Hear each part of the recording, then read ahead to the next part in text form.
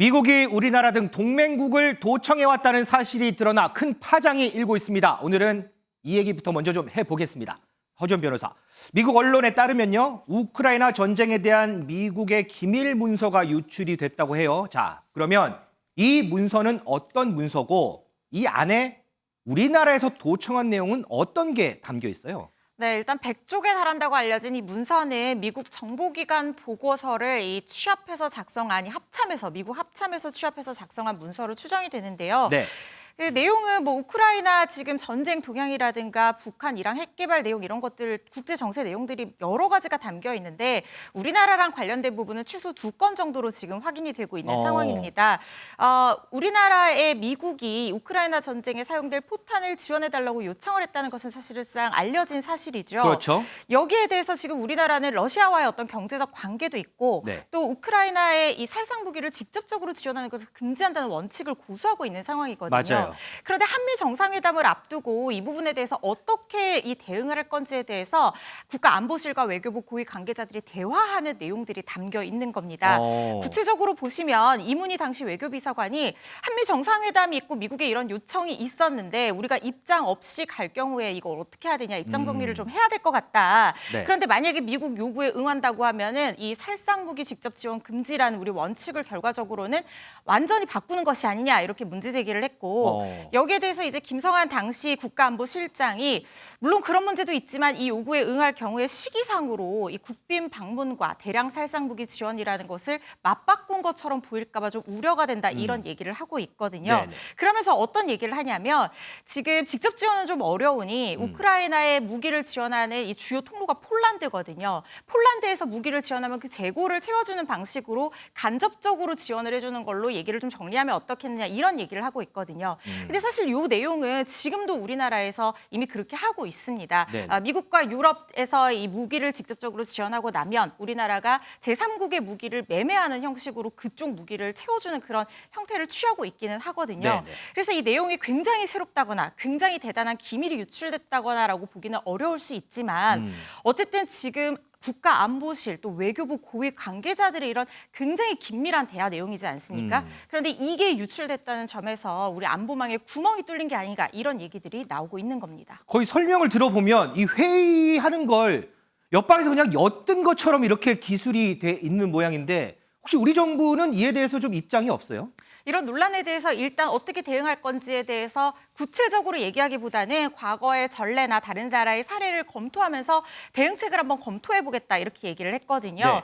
그러면서 지금 무기 우회 지원이 보도가 되긴 했지만 확정된 사안은 아니다. 우리는 살상무기 직접 지원 불가능하고 인도적 지원에 집중하겠다는 원칙 그대로 고수하고 있다, 이런 원론적인 얘기를 했고요.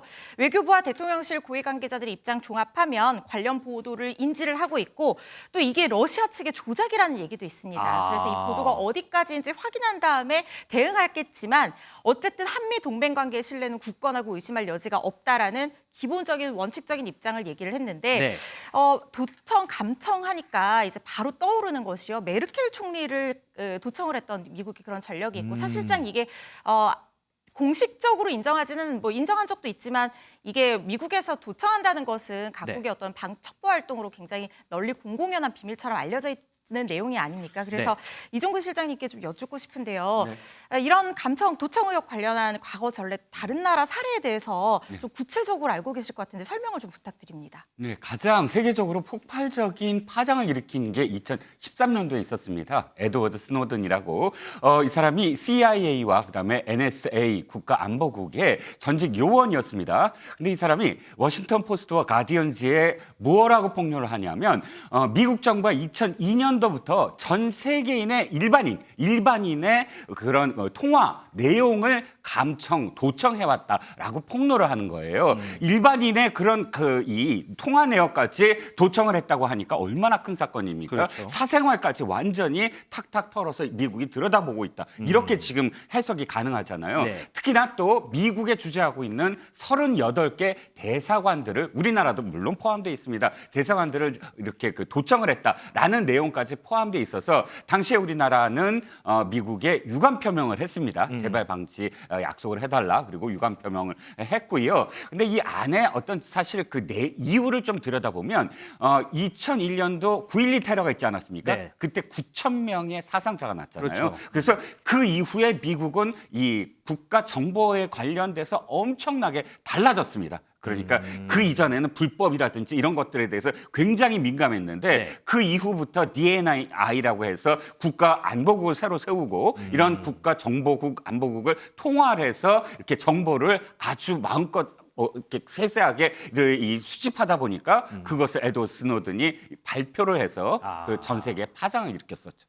자, 그러면 유 시장님, 오는 26일에 한미 정상회담이 지금 예정이 돼 있어요. 네. 자, 이 도청 문제가 한미 정상회담에는 어떤 영향을 좀 줄까요? 그러면 영향이 있을까요, 없을까요? 아주 결정적인 영향을 주지는 않을 것으로 보입니다. 조심스럽게 추정하는 건 뭐냐면 지금 2013년도와 지금의 도청 사례는 약간 달라요. 2013년도에는 말씀드렸듯이 일반인들의 통화 사례까지도 몇만 건, 몇 수십만 건이 그 안에서 다 폭로가 됐기 때문에 네. 파장이 컸는데 이번에는 한정돼 있어요. 우크라이나와 관련된 부분들. 그래서 당장 지금 이스라엘이라든지 영국이라든지 같은 동맹국들이 이 내용과 관련해서 허위 사실이다라고 입장을 확 바꾸고 있거든요. 네. 안에 들여다보면 굉장히 우크라이나에 불리한 그런 내용까지 포함되어 있어요. 우크라이나의 방공망이 5월 달이면 다 소진된다. 이런 거 전쟁이 벌어지고는 우크라이나한테는 큰 타격을 입을 만한 정보인데 네. 그래서 이게 러시아가 일부러 유출했다라는 얘기가 거기서 나오거든요.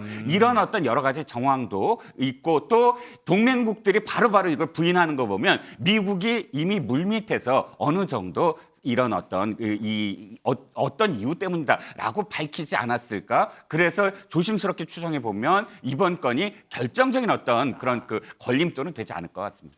자, 김준일 에디터는 혹시 다른 생각이신가요? 어떤가요? 그러니까 큰 한미 정상회담에 큰 영향을 미치지 않을 거라는 것에 대해서는 저도 동의합니다. 네. 그런데 그러면은 그러니까 영향을 미치지 않으면 괜찮은 것이냐 이게 이제 가장 관건인 거죠.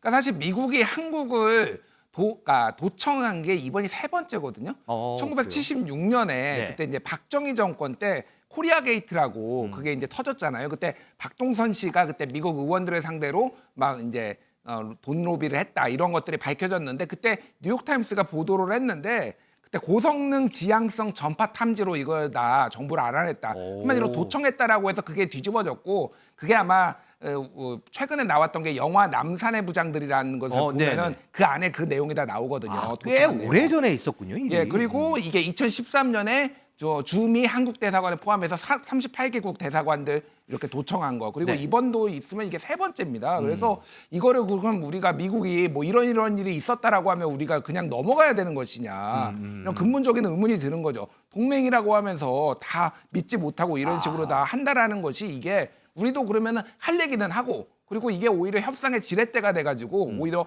얻어낼 거는 좀 많이 얻어내고 이래야 되는 거 아니냐 이제 이런 주장들이 나오는 이유죠. 자, 그러면 이번 도청 의혹과 관련해서 정치권에서는 어떤 얘기가 나올까요? 좀 듣고 오겠습니다. 그 정보와 관련해서 도청 감청 논란이 되고 있잖아요. 이 부분에 대해서 정 차원에서 어떤 입장이신지. 우선 사실 확인이 필요한데요.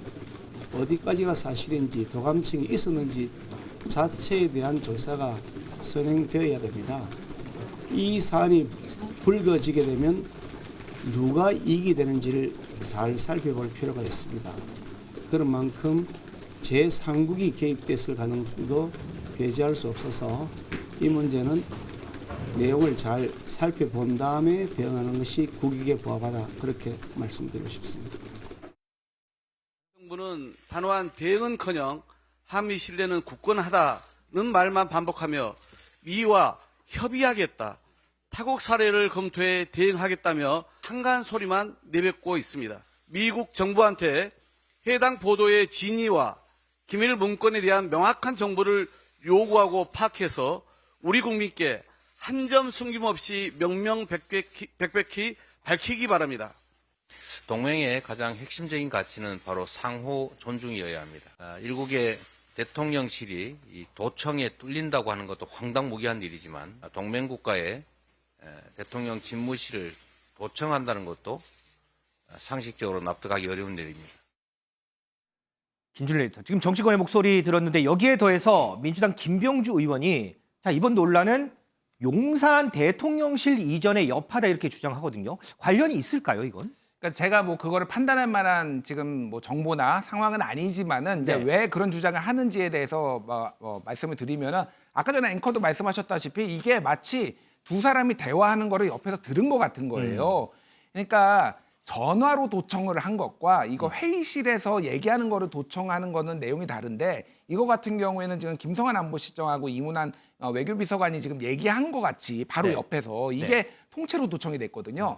1976년에는 박정희 청와대가 도청이 돼가지고 그 내용들이 속속들이 돼가지고 난리가 났었던 거고 2013년에는 대사관이 도청이 된 거였거든요. 전화 통화가. 근데 이번에는 다시 1976년 같은 상황인 겁니다.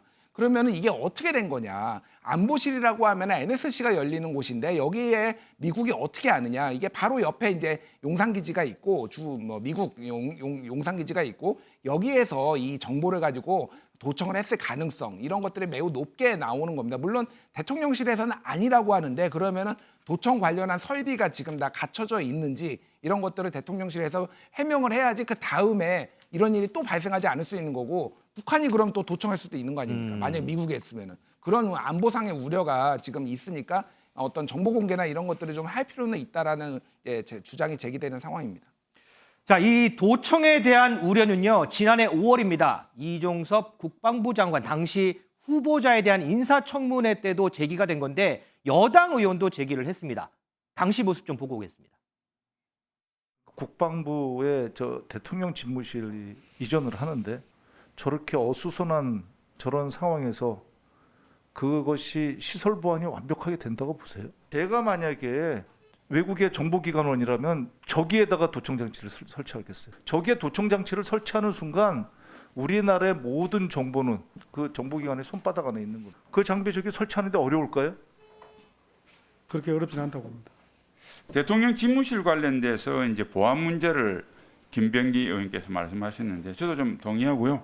그 뭐 도청 장비나 여러 가지 뭐 혼란스러운 어차피 이 사람은 혼란스러울 수밖에 없어요. 그런데 그 기무사 요원을 좀 붙여서 그 인부들이 불쾌하지 않게 좀 잘 체크했으면 좋겠습니다. 자, 일단 사실관계 여부에 대한 철저한 파악이 필요하겠죠. 그다음에 관련 조처들이 좀 이루어져야 될 겁니다. 자, 이번 파장 어디까지 영향을 미칠지 상당히 관심을 좀 불러일으키고 있습니다.